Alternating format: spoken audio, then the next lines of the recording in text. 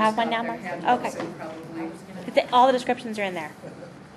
So I have a comment. I sit on 3 other boards, and what just happened is I've never seen this happen before. So you might know the law, how it's supposed to be, but bear with me. Every other board I sit on, nominations are somewhere. They're written. These are the people that were nominated, and it's the next meeting it's voted. And it's all, yeah. So I'm bewildered as to how this happened. And I didn't, and almost always, all the other boards I sit on, it's a piece of paper given to each person, they fill it out, hand it back. So I don't know, I don't call that a closed session necessarily. Oh, because those are private. You can go ahead and mark your ballots how you want, but you have to report to the public who voted how. Right. You can't do that secretly. Secret ballots are specifically forbidden in the Brown Act. I'm not being original about this. No, totally fine. I just have not seen. That's why I'm sitting here like, what is happening? What do you mean? Where are the nominations? Because the Brown Act only applies to public agencies. So if it's a nonprofit, it doesn't apply. Right. You can go ahead and take a secret ballot in a nonprofit. In Educate Advocate, we do that all the time. We don't tell you how we do that. Give our secrets I away. don't care to say, but when you guys said where the nominations I'm looking for, does anybody have them? I don't have them. It just happened. Or a nominating committee, or historically, I mean, WESELPA has always had a meeting like that, like right now, and who wants to be chairperson, who nominates a chairperson-elect. I mean, I know last time I was nominated, I went to the bathroom. When I came back, I was a chairperson-elect. You know, I've never seen anything like it. Yeah. It's the first time. and that we can discuss that as we move forward, especially as we move into Need the Brown Act training again. next year's nominations. Another presentation. Yeah, that's a good point. Yeah. Oh, okay. Now, the next item is the CAC parent survey, and that's D3. And there's been a lot of changes, and I think I have some concerns about that, Tony. I think you know about it because we're going to have the self-review survey, we're going to have this survey going out to parents. I don't know if this is, the timing is right. Yeah. It was confusing to me, I can just tell you from them. It was confusing. I know that the districts, when the last time we talked about this at our last CAC meeting, there was a comment made by the districts because we did have a program, people were made aware of the CAC survey, and so that we could have their support. And their concern was it could be confusing for parents to have the 2 surveys go out at the same time. Now, so far as I know, none of our districts, we haven't had the official start of our self-review. So you may have a window of opportunity to get it out at your, back to school activities and, get some input right at the beginning of the year. And then we could have the then the self-review would be, perhaps in October. So, but you would have, I agree that having them both go out could affect how many responses districts get for their self-review study, which is very critical, and it also could affect how many responses you guys get. Right, and we put a lot of effort and work into it, Rose, and I know most of you here put in a lot of work to this parent survey, and I don't want to, I want it to get done, but maybe not this year, because the self-review is going to come out, and I don't want to confuse the parents, because both of them are, equally important. Unfortunately, the self-review survey probably doesn't give you this was designed to give some direction and input to the CAC, particularly, what topics would you like, what would be, so the self-review is more on compliance. Right. Did your district have a translator available if you spoke another language? Did your district, follow this timeline or that timeline? And that's probably not as much the information you guys are interested in. Get this out because this gives us something, a guideline for the year of what people need and want. Right, it is a I very. mean, really, if that's what we're trying to provide as services to our parents and districts, we should have this. Yeah. Coop, do you remember when we started this? You know what, that's what I was about to say. I haven't turned in a yellow card, but so it's not there. I think, for some of us what happened was we started working on this a long time ago, but I think people were busy and it just kept getting pushed back. We had originally intended to do it before the end of the school year, if I remember correctly. And so as we would have enough stuff to start off this school year, but that didn't happen. I think, Sharon, you're right, but I think we still don't want to take a chance with the self-review, except I don't know when it's coming out. If there's sufficient of a window, we When can is self-review? All I know is that the group that we got a notification, because I was thinking it was our notification to forward, and the group that is in 10-11, they just released the software, CD, just released the software for them to start their records reviews. So So in that case, they only have, my personal suggestion would be, my thinking would be that if we use this for things like open house and stuff, which is where a lot of people actually open house. I think people call it just back to school, whatever. Over there, if we try and get it filled out there, we might be able to get some decent participation and get some information to work with for this year.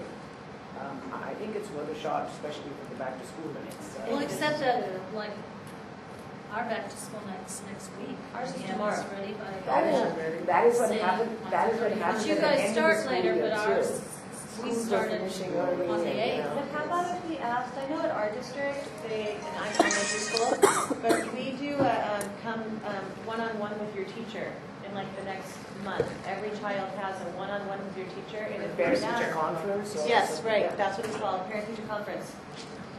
But I wonder if they could give one of these to everyone with an IEP Hello, at Cupcake. the parent-teacher conference instead of just hand it to them then.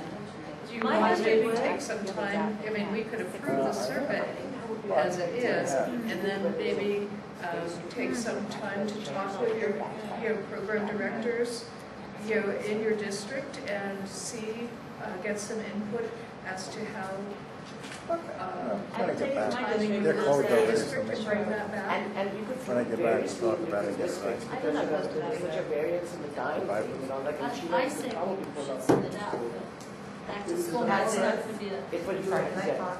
As Yeah. is, because Upland's coming up, I've already talked to my director to see if I could attend each of the back to schools.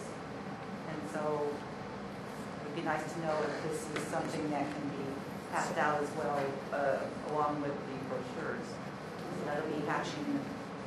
Yeah, this is just them to approve But- it, I'd be oh. clear when we talk about the time. But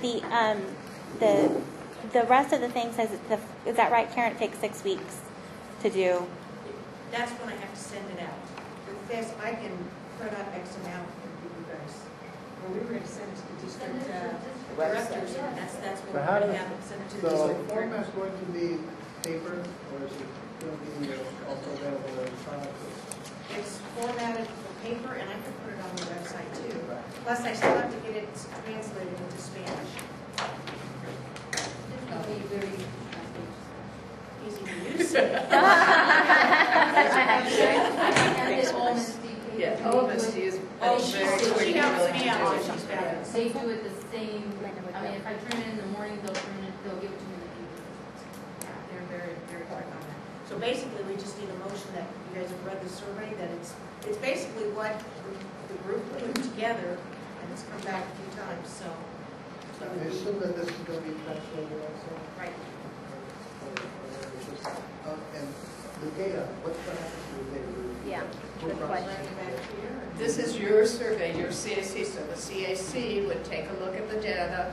I'd be happy to have some of my staff work on compiling it if you need that. The SELPA serves as a support to the CAC, so if you need us to tally them.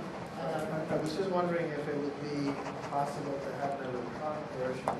You get the data collected and processed much easier than Shan process. That's very time consuming. Right, we often use like SurveyMonkey or something like Right, that for our own right, surveys, because it does tally it. Are you leaving? They're not going to have a quorum now. You have to leave. Yeah. They have to vote on 2 more things. Do you want to vote on it? Go ahead. Yeah, if you have to pick up your child, go ahead. Is there a motion to accept the survey? Motion. Second? Second. Okay. And do we have a motion, or what, are we going to then take it to our districts and then figure out individual districts, how best to get it out to our parents and get it back to the CAC? When I have both of them done, when I get the English and the Spanish Okay. finished, I'll send it to each member, Okay. plus send it to the district directors. And then from there, you can contact them when you have it. Okay, so don't do anything until I hear from you. Right, okay. So you will send it directly to the district as well? Okay. All those in favor? Aye. Aye. All those opposed? Motion carries. And the 2011, 2000. Martin, Kum had a comment. I think there was still more You know what, discussion. it's okay, it was just a Don't have, very, she doesn't have time. You need to vote. again, I'm sorry to butt in, but my thing at that time had been to have the US postal thing as an option. I was like, maybe we can just pull that out, because if we don't, if once people say I want it on US postal, then you have to send it US postal. And it's, I think there's just potential of incurring a lot of postage when that doesn't always give us as much bang for the buck, but that's okay. Well, you should be able to, you need to give people that option, because some don't have internet access, but that doesn't mean that everybody ought to get it that way. That's dumb. That was my thing. So how sometimes people just mark check boxes, and once somebody checks a U.S. postal box, then you're sort of obligated to send it to that particular person, on that survey. And that would just Yeah, I think this is more just collecting information. Okay. It's not a guarantee Okay. that what you write back is going to be either a topic that's selected or a I take it back. venue. It's just a matter to get information. True. That's true. This is not so much, sorry about But anyway, Sharon left, so we don't have a quorum. okay. But go Do you, I think Marcella was talking about electronic and can we continue to just discuss that and not take any action? Is that a possibility, that we could have it electronically available, so that, I think that would increase the response rate? Yes, I concur. Even though I'm not official, but as a member of the public, I highly I like agree. emails. I like to do things online. It's much easier to fill it out and then log in. But then, my district, it's low income, so a lot of them don't have access to computers. So having the paper is good, but then, I'll give an alternative. Well, there are different people that discourage mail where mail is really not needed. Do you need it? Do you need mail? And if you don't actually ask for this mail, you don't get it. You default to an email or something like that. You can hold your costs down that way and still make sure that everybody gets a chance to see it. Yeah, but in my area, there's very few parents that own a computer. So. I know. And the poor Latino parents also happen to be the ones that get most consistently ripped off in the IEP process. I'm working with a couple of people in Chino like that are both twofers, and they're just they've really gotten screwed over, because first off, they're sped kids and they don't really know the law, and secondly, they're Latinos and the district see them from some distance away and say, well, we can push these people around, and they do. The result of that being that the district screwed themselves, of course, because the district, which has done this to the Latino parents and the sped kids, not coincidentally, is in program improvement for Latinos and sped kids, which costs them millions of dollars. So, they end up outsmarting themselves, which is why, like kids, school districts need to be prevented from doing stupid things in which they outsmart themselves. Well, I know I met last week with the parent representative from Fiesta Educativa, and she met with me to get some information on contacting with some of our districts that have a larger Hispanic population. And so she is going to go ahead and follow up with some of those districts and make contact with them. She has her meetings in Our Lady of Guadalupe the third Sunday of each month. Yeah, and they're going to be doing a conference coming up. So. Well, I have to pull away, because I gotta take my kid and then I gotta go talk to I'm Mr. Atwood. Bye, Mr. Outwood. Nice shirt. Ortega. Rango Ortega. People up.